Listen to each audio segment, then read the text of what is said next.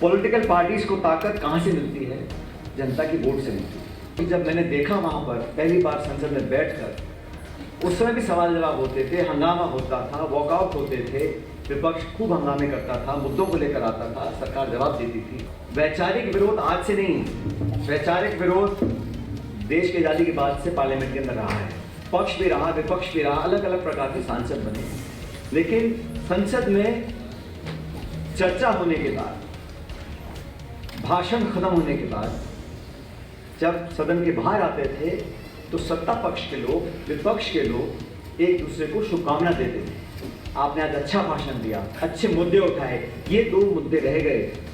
इस प्रकार का एक लोकतंत्र में माहौल मैं समझता हूं बहुत जरूरी है, जिसका आज बहुत किल्लत उस बात की हो गई है कि संवाद सिर्फ दुश्मनी का हो गया है, टकराव का हो गया है। इस बदलते हुए देश में जब सब कुछ बदल रहा है, कुछ चीजें हमको बदलने नहीं देनी है। मैं पहली बार पार्लियामेंट में बैठा तो उस समय प्रधानमंत्री मनमोहन सिंह जी थे, और उसी सदन में वाजपेयी जी भी थे, देवेगौड़ा जी भी थे और चंद्रशेखर जी भी थे। एक अद्भुत दृश्य, शायद पहली बार 3 पूर्व प्रधानमंत्री और एक वर्तमान प्रधानमंत्री और नेता प्रतिपक्ष शायद उस समय नहीं, नेता सुषमा जी थी और फ्लोर लीडर वाजपेयी जी थे, मुखर्जी जी थे, लेकिन मनमोहन सिंह जी वहां खड़े हैं। 3 पूर्व प्रधानमंत्री मौजूद हैं। जो माहौल लोकसभा का 2004 में था, वो आज माहौल नहीं है। इमारत दूसरी अलग बात है, लेकिन माहौल भी नहीं है। और मैं जिक्र इसलिए कर रहा हूं क्योंकि जब मैंने देखा वहां पर पहली बार संसद में बैठकर, उस समय भी सवाल जवाब होते थे, हंगामा होता था, वॉकआउट होते थे, विपक्ष खूब हंगामे करता था, मुद्दों को लेकर आता था, सरकार जवाब देती थी। लेकिन कभी अगर चंद्रशेखर जी खड़े हो जाएं, वो अपनी पार्टी के एकमात्र सांसद थे, कभी देवेगौड़ा जी कुछ बोलना चाहते थे तो पूरा सदन, पूरी पार्लियामेंट, पक्ष विपक्ष चुपचाप सन्नाटे में उनकी बातों को सुनते थे। और वैचारिक विरोध आज से नहीं, वैचारिक विरोध देश की आजादी के बाद से पार्लियामेंट के अंदर रहा है। पक्ष भी रहा, विपक्ष भी रहा, अलग अलग प्रकार के सांसद बने, लेकिन संसद में चर्चा होने के बाद, भाषण खत्म होने के बाद जब सदन के बाहर आते थे तो सत्ता पक्ष के लोग, विपक्ष के लोग एक दूसरे को शुभकामना देते थे। आपने आज अच्छा भाषण दिया, अच्छे मुद्दे उठाए, ये 2 मुद्दे रह गए। इस प्रकार का एक लोकतंत्र में माहौल मैं समझता हूं बहुत जरूरी है, जिसका आज बहुत किल्लत उस बात की हो गई है कि संवाद सिर्फ दुश्मनी का हो गया है, टकराव का हो गया है। अपने आप को ज्यादा ताकतवर, ज्यादा स्थापित करने की जो मुहिम है, उसमें जो स्तर है चर्चा का, संवाद का, डिबेट का, डिस्कशंस का, वो लगातार गिरता चला जा रहा है। सबसे बड़ी संस्था तो मैं पार्लियामेंट को मानता हूं। अनेकों संस्थाएं हैं जो उस लोकतंत्र को, हमारे गणतंत्र को मजबूत बनाए हुए हैं, लेकिन सबसे महत्वपूर्ण, सबसे पूजनीय अगर कोई संस्था है तो पार्लियामेंट है। और लोकसभा के अंदर जिस प्रकार की चर्चाएं होनी चाहिए, जिस प्रकार का मान सम्मान सांसदों को देना और लेना चाहिए, वो दुर्भाग्यवश हो नहीं रहा। और जो संस्थाएं हैं देश में आजादी के बाद बहुत सोच समझकर जिन लोगों ने इस लोकतंत्र का निर्माण किया, मैं उसमें सबका योगदान मानता हूं, पक्ष का भी, विपक्ष का भी, क्योंकि एक नए देश का जब जन्म होता है तो उसमें सब लोगों की सामूहिक भूमिका होती है। उस समय जब संस्थाओं का निर्माण हो रहा था तो बहुत सोच समझकर उन सभी संस्थाओं को सत्ता से दूर रखा गया था। हमारी जुडिशरी को, हमारी ब्यूरोक्रेसी को, और अलग अलग संस्थाएं बनी जिनको 70 साल तक अलग अलग सरकारों ने पोषित किया। हमारा देश, हमारा लोकतंत्र दुनिया में चर्चित और प्रसिद्ध किस लिए है? और दक्षिण एशिया में सिर्फ हिंदुस्तान एक ऐसा देश है जहां के लोकतंत्र को दुनिया मानती है। हमारे आसपास जो मुल्क हैं वहां पर भी कभी ना कभी लोकतंत्र रहे हैं, लेकिन वहां की लोकतंत्र की मिसाल कोई नहीं देता। वहां भी हमारे जैसे लोग रहते हैं। पहले तो हिंदुस्तान पाकिस्तान एक मुल्क था, बांग्लादेश को अलग हो गया, लेकिन आसपास देख लीजिए आप, चीन हो, बर्मा हो, श्रीलंका हो, पाकिस्तान हो, बांग्लादेश हो, यहाँ पर भी चुनाव होते हैं, यहाँ पर भी हार जीत होती है, लेकिन इन मुल्कों की लोकतंत्र की का उदाहरण कोई देता नहीं है। मैं बात इसलिए बोल रहा हूँ क्योंकि भारत में सिर्फ चुनाव होते हैं इसलिए भारत सबसे बड़ा लोकतंत्र है या सबसे कामयाब लोकतंत्र है, ऐसा नहीं है। चुनाव तो रूस में भी होते हैं, चुनाव तो इराक में भी होते थे, चुनाव तो नॉर्थ कोरिया में भी होते हैं, लेकिन लोकतंत्र को जीवित और संपूर्ण रखने का काम अगर कोई करता है तो संस्थाएं करती हैं। संस्थाओं का अभाव हमारे पड़ोसी देशों में है। अगर संस्थाएं मजबूत नहीं हैं तो सिर्फ पोलिंग बूथ पर वोट डालने का जो काम है वो तो 150 देशों में हो रहा है। लोकतंत्र की भावना को जीवित रखने का काम संस्थाएं करती हैं। और संस्थाएं कौन चलाता है? जैसे प्रसून जी बोल रहे थे, संस्थाएं इंसान चलाते हैं। संस्था तो कैसी है वो तो कागज पे लिखा होगा कि फला अध्यक्ष होंगे, फला उपाध्यक्ष होंगे, ये आपका कार्यक्षेत्र होगा, इतने आपका अधिकार है, इतना आपका बजट है, ये है वो है। लेकिन संस्था को चलाने वाले जो व्यक्ति हैं उनकी प्रतिबद्धता क्या है, उनका वैचारिक सोच कैसा है, कितने वो स्वतंत्र हैं, कितनी उनमें क्षमता है, कितना उनको उस देश से प्यार है।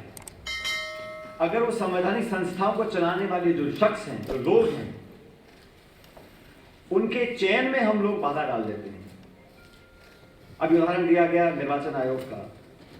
निर्वाचन आयोग के जो मुखिया हैं उसका चयन अगर सत्ताधारी लोग करेंगे तो इलेक्शन कमीशन तो रहेगा, लेकिन चलाने वाले व्यक्ति की गुणवत्ता जो है या उसके निर्णय लेने की क्षमता, उस पर बड़ा सवालिया निशान आ जाता है। और इसलिए आज बहुत प्रासंगिक है कि हम चर्चा कर रहे हैं कि संसदीय प्रणाली में संस्थाओं की क्या भूमिका है। संविधान की चर्चा भी उससे पहले करी गई, आप सब अच्छी तरह जानते हैं। संवैधानिक संस्थाओं का और संसद का एक ऐसा गठजोड़ है जो हमारे लोकतंत्र को इतना मजबूत बनाए हुए है। आज हर व्यक्ति समझता है कि मैं सरपंच बन सकता हूं, मैं चुनाव लड़ सकता हूं, मैं एमपी एमएलए मंत्री बन सकता हूं, क्योंकि ये हम लोगों ने इसको मान लिया कि तो हमारा अधिकार है ही, क्योंकि संस्थाएं हमको अधिकार देती हैं विधानसभा पार्लियामेंट तक पहुंचने का। और हमें लगता है, मुझे लगता है कम से कम, कि इस बदलते हुए देश में जब सब कुछ बदल रहा है, कुछ चीजें हमको बदलने नहीं देनी है। पॉलिटिकल पार्टीज को ताकत कहां से मिलती है? जनता की वोट से मिलती है। और ये कोई पॉलिटिकल मंच नहीं है, इसलिए मैं अपनी बात बोल सकता हूं। हालांकि मैं इतना खुल के तो नहीं बोलूंगा जितना प्रसून जी ने बोला। आपने तो सबके नाम ले लिए, सबका भविष्य बता दिया, कौन प्रधानमंत्री बनेगा, कौन राष्ट्रपति बनेगा, मैं वहां तक नहीं जाऊंगा। लोकतंत्र में पॉलिटिकल पार्टीज और जो नेता हैं उनकी ताकत पदों से नहीं आती। एक मॉरल अथॉरिटी जो इंसान की होती है वो जनता के वोट से आती है, जनता के समर्थन से आती है। और मैं ऐसा मानता हूं कि अगर हम लोग चुनाव हारना जीतना कोई बहुत बड़ी बात नहीं है, लोकतंत्र में जीत हार होती रहती है, लेकिन जिस मिशन को लेके, जिस उद्देश्य को लेके कोई व्यक्ति राजनीति में आया या किसी राजनीतिक दल का गठन हुआ, किस विचारधारा पे वो चल रहा है, अगर वो चलता रहे कोई फर्क नहीं पड़ता सरकार किसकी है। लेकिन सरकार या सत्ता में बैठे जो लोग हैं उनको समझना पड़ेगा कि सिर्फ चुनाव जीत जाना ही एक ब्लैंक चेक मिलने के बराबर नहीं है। आपकी जवाबदेही रहेगी। 543 में से 542 भी सांसद अगर जीत के किसी दल के आएंगे तब भी आपकी संसद के प्रति, देश के प्रति, जनता के प्रति जवाबदेही रहेगी। और इस काम को करने का अगर सबसे बड़ा जिम्मेदारी किसी के ऊपर है तो जनता के ऊपर है, क्योंकि हम सब लोग जो चुनाव लड़ रहे हैं, सत्ता के लिए लड़ाई लड़ते हैं, दुनिया भर के काम करते हैं, वो सिर्फ और सिर्फ जनता का विश्वास जीतने के लिए करते हैं। और इसमें सबसे बड़ा स्टेक होल्डर कोई है तो पब्लिक है और मतदाता है। कितनी पार्टियां बनी और बिगड़ गई, कितनी सरकारें आई और चली गई, लेकिन हर व्यक्ति को, हर नेता को, हर सांसद, विधायक, मंत्री, मुख्यमंत्री, प्रधानमंत्री को 5 साल के अंत में आके जनता के सामने नाक रगड़नी पड़ती है। ये लोकतंत्र की ताकत है। और किसी को गलतफहमी नहीं होनी चाहिए कि हमेशा के लिए सत्ता में रहेंगे। हाँ, जो डाइल्यूशन हो रहा है, जो संस्थाओं को चलाने वाले लोगों का जो नियुक्ति है, संस्थाओं को जो डाइल्यूट किया जा रहा है बार बार, चाहे सीएजी है, चाहे जुडिशरी है, उनकी विश्वसनीयता खत्म हो रही है। और क्योंकि आप सबको अच्छी तरह याद होगा, एक जमाना था किसी नेता के ऊपर किसी एजेंसी का कोई नोटिस आता था मात्र, तो पूरे देश में उजाला जाता था। उसमें आपको याद होगा, एल के अडवाणी जी के ऊपर एक नोटिस आया था जैन हमारा डायरी में। उन्होंने कहा कि मैं इस्तीफा दे रहा हूं और जब तक मेरा नाम क्लियर नहीं होगा मैं पार्लियामेंट वापस नहीं आऊंगा। ये भाजपा के नेता ने कहा। कांग्रेस में कई नेताओं पर आरोप लगे थे, नरसिम्हा राव जी ने टिकट काट दिए थे उन लोगों, जिनके आरोप लगे थे। चार्जशीट होना, कचहरी जाना, सिद्ध होना, कन्विक्ट होना बहुत बात की बात है। वो जमाना था, बहुत पुरानी बात नहीं है। मेरे अपने जीवन काल की बता रहा हूं आपको, 20-25 साल पुरानी बात बता रहा हूं। वो समय था। आज क्या माहौल है हम सब जानते हैं। ये क्यों हुआ? मैं नहीं कहता हूं कि आज सब बेईमान है, गलत व ईमानदार थे। अच्छे लोग पहले भी थे, बुरे लोग पहले भी थे, अच्छे बुरे लोग आज भी हैं। लेकिन संस्थाओं को जब मिसयूज होगा, जब व्यक्ति का मुंह देख के कानून बनाए जाएंगे, व्यक्ति के पृष्ठभूमि देखकर उस पर कार्रवाई होगी, और सत्ता के लोभ, लालच और डर से लोगों के भविष्य की दिशा तय होगी, तो परिणाम ये होगा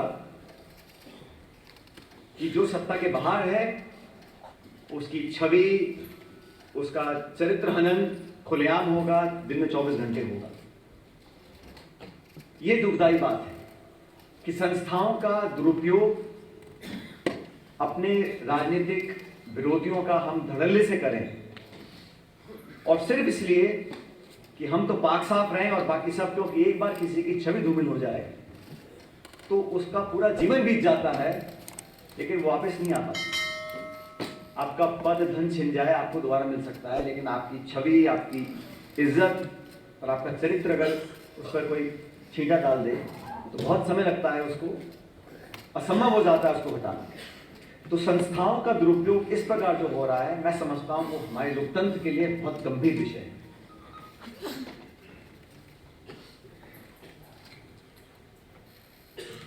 विपक्ष में आज हम लोग हैं, पहले सत्ता में रहे, और मैंने दोनों समय देखे हैं।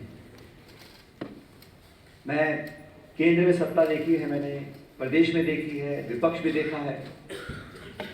लेकिन मुझे लगता है कि देश में जो हमारी जनता है उसको भी और अधिक अपने भीतर झांकना चाहिए।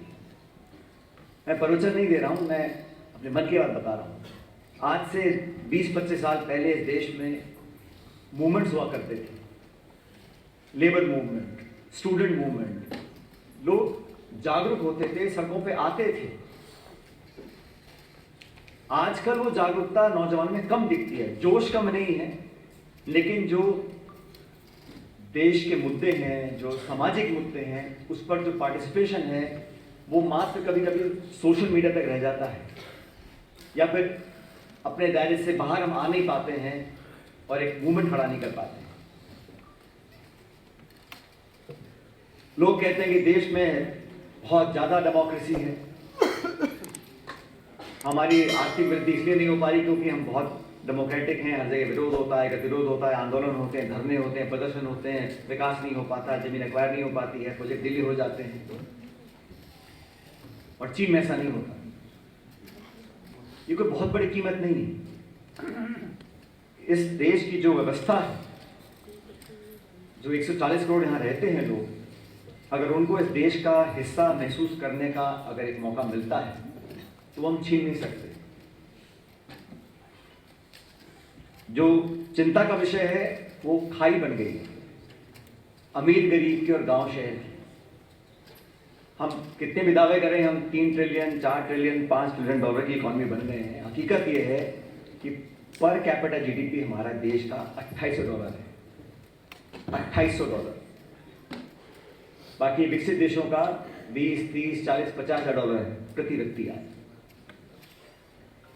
वहां तक भी ठीक है, लेकिन अगर आप देश के 5% सबसे अमीर लोगों को हटा दीजिएगा तो प्रति व्यक्ति जो आय है वो 2800 से कम होकर 1400 हो जाती है डॉलर।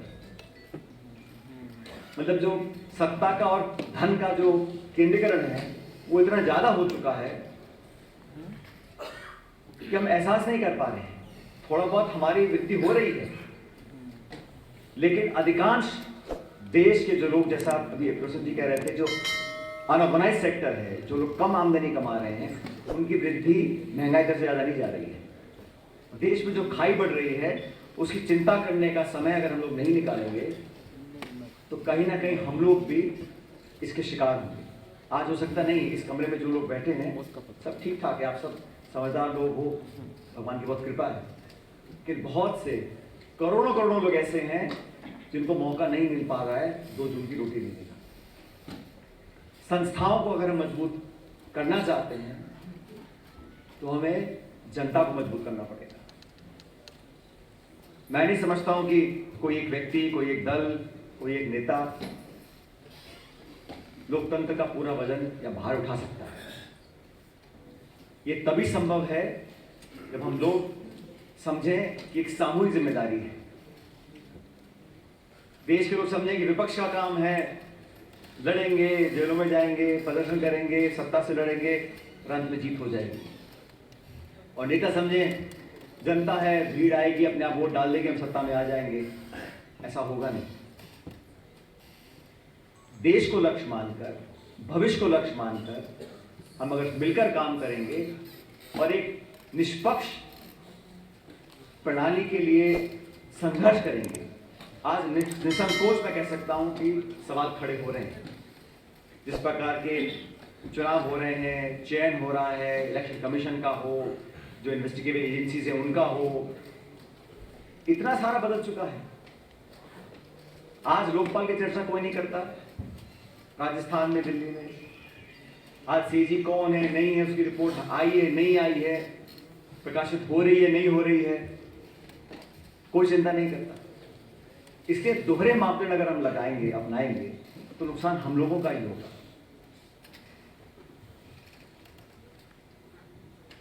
मैं कुसुम जी की